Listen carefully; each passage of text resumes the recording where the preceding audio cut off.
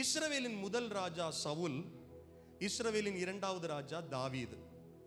சவுல் தாவீதோடு தன்னை ஒப்பிட்டு பார்க்கிறார். தாவீதுக்கோ 10,000 கொடுத்தார்கள், எனக்கோ 1000 கொடுத்தார்கள். இன்னும் ராஜாங்கம் மாத்திரம்தான் இருக்கு என்கிட்ட, அதையும் சீக்கிரத்தில் அவன் எடுத்துருவான் போல இருக்கு. கவனிங்கள், தாவீதோடு தன்னை ஒப்பிட்டு பார்த்த சவுல் அதற்கு பிறகு அவன் நிம்மதியா வாழவே முடியல.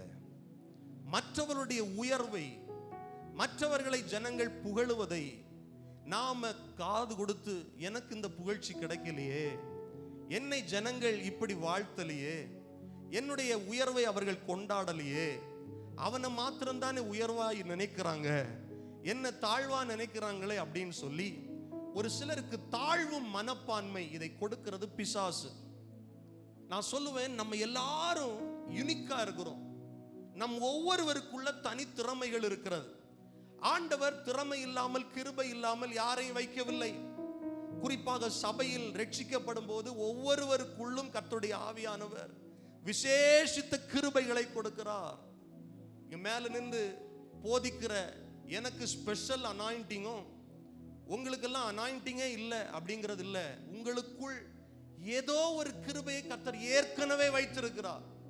இது எப்ப ஆக்டிவேட் ஆகும்னா, நீங்கள் ஆண்டவருக்காக இந்த கிருபையை பயன்படுத்த நீங்கள் முயற்சி செய்யும் போது, வாஞ்சிக்கும் போது, உங்களுக்குள் இருக்கிற ஆவியானவர் அந்த கிருபையை உங்களுக்கு சொல்லி தருவார்.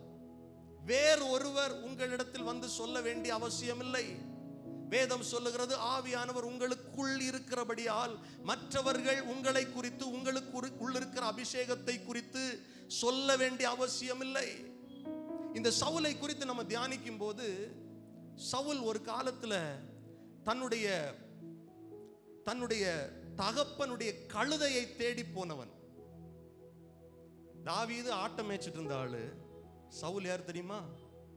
கழுதையை மேய்ச்சிட்டு இருந்த ஆளு, கழுதையை பராமரிக்கிற ஆளு. இப்ப இஸ்ரவேல் ஜனங்கள்ல ஆண்டவரே நடத்துறார். சாமுவேல் இஸ்ரவேலர்களுக்கு தீர்க்கதரிசியா இருக்கிறார், அதிபதியா இருக்கிறார். இப்போ இஸ்ரவேலர்களுக்கு ஒரு பெரிய ஒரு விண்ணப்பம் ஆண்டவர்ட்ட என்னன்னா, மற்ற நாடுகளை பார்க்கறாங்க, அங்க ராஜா இருக்கிறார், மந்திரிமார் இருக்கிறாங்க. ஆனா எங்க தேசத்துக்கு தீர்க்கதரிசி தானே இருக்கிறாரு, என்னன்னாலும் இவர்கிட்ட தான் போகணும். ஒரு ராஜா இருந்தா அவர் யுத்தம் பண்ணுவாரு, நமக்காக அரணா அனுப்பார் அப்படின்னு சொல்லி ஜெபம் பண்றாங்க. கர்த்தர் அந்த ஜெபத்தை கேட்டு சாமுவேல்கிட்ட சொல்றாரு, என் ஜனங்கள் அவங்களுக்குன்னு ஒரு ராஜா வேணும்னு கேட்குறாங்க. சரி, ஓகே, நீ என்ன பண்ணு, நான் உனக்கு காண்பிக்கிற ஒரு மனுஷனை இஸ்ரவேலுக்கு ராஜாவா அபிஷேகம் பண்ண. சாமுவேலிடத்தில் கர்த்தர் சொன்ன போது சாமுவேலுக்கு தெளிவாய் சவுலை கர்த்தர் அறிமுகப்படுத்துகிறார். இந்த சவுலை குறித்து வேதம் சொல்லுகிறது, சவுல் இப்படி எந்திரிச்சு நின்னா அப்படின்னா இஸ்ரவேலர்கள் எல்லாரும் சுற்றி நின்னா எல்லாரும் சவுலுக்கு தோளுக்கு கீழே இருப்பாங்களாம். ஒரு நல்ல பலசாலியான உயர்ந்த உருவம் கொண்ட, தோற்றத்தில் அழகான, நேர்த்தியான, நேர்கொண்ட பார்வை கொண்ட ஒரு நல்ல திடகார்த்தமான ஒரு வாலிபனை கர்த்தர் இஸ்ரவேலர்களுக்கு ராஜாவாய், நான் சொல்றேன், இந்த சவுலுக்கு முன்பாக இஸ்ரவேல்ல எந்த ராஜாவும் இல்லை. இந்த சவுலை கர்த்தர் முதல் முறையாக ராஜாவாய் அபிஷேகம் பண்ணுகிறார். வேதம் சொல்லுகிறது, இந்த சவுலுக்குள்ள இந்த அபிஷேகம் வந்தவுடன் அவன் வேறு சிந்தை உள்ளவனானான். எல்லாரும் ஆரம்பத்தில் சொன்னாங்க, இவனா எங்களுக்கு ராஜாவா மாறப்போனா, இவனா எங்களை ரட்சிக்க போறான். அப்ப சவுலை குறித்து பைபிள் சொல்லுது, காது கேளாதவனை போல இருந்தான். ஆரம்பம்லாம் சூப்பர், ஆண்டவர் என்ன அபிஷேகம் பண்ணி இருக்கிறாரு, இவன் என்ன ஏளனமா சொன்னா என்ன, சொல்லாம போனா என்ன, அவன் காது கேளாதவனை போல இருந்தான். கர்த்தர் சவுலுக்கு வேறொரு இருதயத்தை கொடுத்தார். சவுல் தீர்க்க தரிசனம் சொன்னான் என்று பைபிள் சொல்லுது. அப்ப ஆரம்பம் சவுலுடைய வாழ்க்கையில் அபிஷேகம் நிறைந்த ஒரு ராஜரீக அபிஷேகம், ஜனங்களை நடத்துகிற அபிஷேகம், ஜனங்களை வழிநடத்தி சரியான பாதையில கைட் பண்ற ஒரு அபிஷேகத்தை சவுலுக்குள்ள கர்த்தர் வச்சிருந்தார். ஆனால் நாள் போக போக சவுலுடைய வாழ்க்கையில் ஒரு மாற்றம் வருகிறது. சாமுவேல் தீர்க்கதரிசி ஒரு இடத்துல பலி செலுத்துவதற்கு கால தாமதமான உடனே இந்த சவுல் என்ன பண்றாருன்னா, ஜனங்கள் எல்லாரும் சாமுவேல் தீர்க்கதரிசி வரலையேன்னு தொந்தரவு பண்ணிட்டே இருந்த உடனே ஆசாரியன் செய்ய வேண்டிய வேலையை, தீர்க்கதரிசி மாத்திரம் செய்ய வேண்டிய வேலையை தான், நான் ராஜா தானே, நான் ஏன் செய்யக்கூடாது என்று துணிந்து போய் செய்தான். அந்த காரியம் கர்த்தருடைய பார்வையில் விசனமா இருந்தது. ஃபர்ஸ்ட் சர்க்கிள் சவுலுக்கு அங்க வந்துருச்சு. திரும்ப ஆண்டவர் சொல்றாரு சாமுவேல்கிட்ட, சவுலிடத்துல போய் சொல்லு, ஒரு குறிப்பிட்ட அமலேக்கிய ஜனத்தை போய், அந்த ராஜாவையும் அங்க இருக்கிற ஆடு மாடுகள் எல்லாத்தையும் சங்காரம் பண்ணு. இந்த அமலேக்கியர் இஸ்ரவேலர்கள் எகிப்திலிருந்து வரும்போது ரொம்ப குடைச்சல் கொடுத்துட்டாங்க. அதை நான் மனசுல வச்சிருக்கிறேன். இந்த பூமியிலே இல்லாத லெவல்ல அவர்கள் மொத்தத்தையும் சங்காரம் பண்ண ராஜா கிட்ட போய் சொல்லு. சவுல் என்ன தெரியுமா பண்ணா? போனான், செஞ்சான்.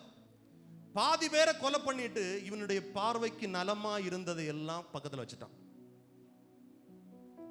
ஆண்டவர் ரொம்ப வருத்தப்பட்டு சாமுவேல்கிட்ட சொல்றாரு, சவுலை ராஜாவாக அபிஷேகம் பண்ணது என் இருதயத்துக்கு ரொம்ப விசனமா இருக்கிறது. நான் பிளான் பண்ணிட்டேன், அவனுடைய ராஜரீக அபிஷேகத்தை அவன்கிட்ட இருந்து எடுத்துட்டு அவன் ஸ்தானத்துல என் இருதயத்திற்கு ஏற்ற ஒரு மனிதனை நான் அபிஷேகம் பண்ண போறேன்.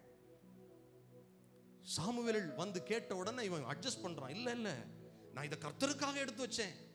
பொய் சொல்றான். யாரு? சவுல். ஊழியக்காரன் இடத்துல மறைக்கிறான். நான் அதை செய்யல, இதை செய்யல. ஊழியக்காரர் யாரு? கர்த்தருடைய ஸ்தானாதிபதி. அவன் வந்து சொல்றான், அப்ப என் காதுல கேட்கிற சத்தம் என்ன? ஆடுகளின் சத்தம் கேட்குது, மாடுகளின் சத்தம் கேட்குது. சொல்றான், இல்ல அத நான் ஆண்டவருக்கு பலி செலுத்த. சாமுவேலுடைய வாயிலிருந்து வந்த கர்த்தருடைய வார்த்தைகள் என்ன தெரியுமா? பலியை பார்க்கிலும் கீழ்ப்படிதல் உத்தமம். பலியை பார்க்கிலும் கீழ்ப்படிதல் உத்தமம். நீ என்ன பண்ணிட்டேன்னா, மாறாட்டம் பண்ற, முரட்டாட்டம் பண்ற. இது எப்படிப்பட்ட பாவத்துக்கு சமமா நீ செஞ்சிட்டேன்னா, வேசித்தனத்திற்கும் விக்கிரக ஆராதனைக்கும் சமமாய் நீ இந்த காரியத்தை செஞ்சிட்ட.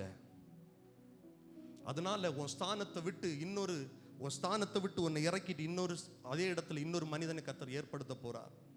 அப்படிதான் தாவீது இஸ்ரவேலின் ராஜாவாக சகோதரர்கள் மத்தியில, தகப்பனுடைய மத்தியில், அவங்க குடும்பத்தார் மத்தியில சாமுவேல் தைல குப்பி எடுத்து இரண்டாவது ராஜாவாக தாவீதை சாமுவேல் அபிஷேகம் பண்ணுகிறார். தாவீது யார் தெரியுமா?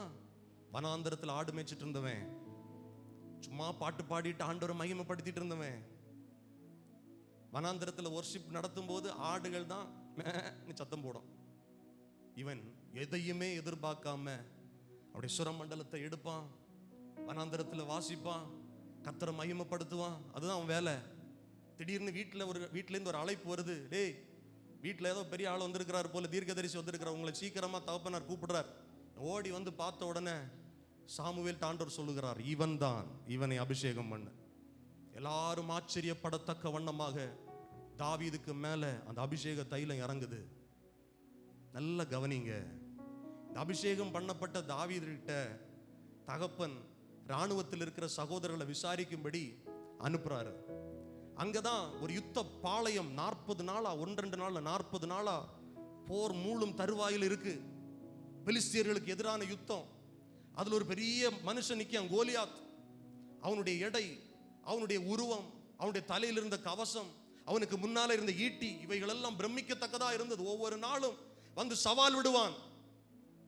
உங்கள எவனாவது ஒருத்தன் எனக்கிட்ட போட்டி போட்டு என்ன வீழ்த்திட்டீங்கன்னா நாங்கள் எல்லாரும் உங்களுக்கு அடிமை. ஒத்தைக்கு வர ஒருத்தன் ரெடியா இருக்கிறீங்களா? நான் சொன்னனே, இஸ்ரவேல் ஜனங்களை எல்லாரையும் விட உயர்ந்த தோள்களை உடைய பராக்கிரமசாலி சவுல், அவனோடு கூட இருந்த ராணுவம் எல்லாம் பயந்து போய் என்னுடைய வார்த்தைகளை கேட்டு என்னுடைய தோற்றத்தை பார்த்து அபிஷேகம் பண்ணப்பட்ட மனுஷனும் அவனோடு கூட இருந்த கூட்டமும் ஒதுங்கி நிக்குது. இப்போ ஒரு இளைஞன், குள்ளமான மனுஷன் தாவீது, வாலிபன். ஏன்னா பைபிள் சொல்லுது அவன் சிவந்த மேனி உடையவன், இளைஞன், யுத்தத்தில் பழக்கம் இல்லாதவன். அவனுக்கு தெரிஞ்சதெல்லாம் ஏதாவது மிருகங்கள் அந்த ஆட்டு மந்தைய தாக்க வந்தா அந்த மிருகத்தை அடிக்கணும், அவ்வளவுதான் அவனுக்கு தெரியும். இதுக்கு முன்னால யுத்தம் பண்ணி பழக்கமே கிடையாது. தாவீது சொல்லும்போது சொல்லுவார், என் கையை. அதுக்கு பிறகு தாவீது செய்யாத யுத்தமே கிடையாது. முதல் யுத்தம், யுத்த களத்தில் வந்து நிற்கிறான் அபிஷேகம் பண்ணப்பட்டவன். ஏற்கனவே அபிஷேகம் பண்ணப்பட்ட ஒரு மனுஷன் அங்க ஒளிஞ்சு கிடக்கிறான்.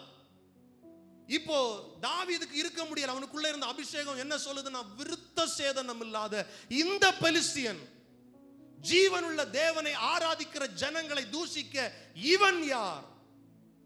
இவனுக்கு நிக்க முடியும். எல்லாரும் சொல்றாங்க, உனக்கு வேற வேலை இல்லையடா, எல்லாரும் அமைதலா தான் இருக்கிற, நீ சும்மா இரு. அவன் சொல்றான், நான் வந்ததற்கு ஒரு முகாந்தரம் இல்லையா? நான் சும்மா பிரெட் கொடுக்கவா வந்தேன்? சாப்பாடு கொடுத்துட்டு இதெல்லாம் பார்த்துட்டு போன வந்தேன்? இந்த காதுகள்ல, என் காதுல இந்த சத்தம் கேட்குது. இவன் கேட்கிறான், நான் இவனை வீழ்த்தினா என்ன செய்யப்படும்? அங்க சொல்றாங்க, யாரு கோலியாத்தை வீழ்த்துறாங்களோ அவர்களுக்கு சவுல் ராஜா தன்னுடைய மகளை திருமணம் பண்ணி கொடுப்பார். சரி, அதெல்லாம் ரெண்டாவது இருக்கட்டும், இவனை நான் பார்த்துக்கிறேன். தாவீது கோலியாத்துக்கு முன்னால வந்து சொல்றான், நீ நிந்திக்கிற இஸ்ரவேலின் தேவனாகிய கர்த்தருடைய நாமத்தினால் நான் உனக்கு எதிராக வருகிறேன். நீ ஈட்டியோட வரலாம், நீ ஆயுதத்தோட வரலாம், எனக்கு அதெல்லாம் தெரியாதுப்பா, எனக்கு இதெல்லாம் அபியாசம் இல்லை. சவுலுடைய ட்ரெஸ்ஸை போட்டு பார்க்குறாங்க, இவனுக்கு பொருந்தவே இல்லை.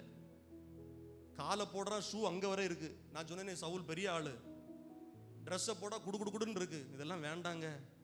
இவன் பழக்கப்பட்ட அந்த கவனை எடுக்கிறான், கூழாங்கல் 5 எடுக்கிறான், ஃபர்ஸ்ட் கல் பையிலிருந்து எடுத்து அவன் எய்கிறான். கரெக்டா அவனுடைய நெற்றியில, கோலியாத்துடைய நெற்றியில் அந்த கல் பதிந்து கோலியாத் வீழுகிறான். கோலியாத் வச்ச பட்டயத்தை எடுத்து கோலியாத்துடைய தலையை வெட்டுறான். இந்த அபிஷேகம் பண்ணப்பட்ட தாவீது. நமக்கு தெரியும். இது முடிஞ்ச உடனே என்ன நடந்துச்சுன்னா, ஊர் ஃபுல்லா போஸ்டர் ஒட்டுறாங்க. இந்த போஸ்டர் ஒட்டுற வேலையை யார் பார்க்குறான்னா, அந்த ஊர்ல இருந்த சகோதரிகள். யாருங்க? அந்த ஊர்ல இருந்த பெண்கள் நிறைய போஸ்டர் ஒட்டுவாங்க.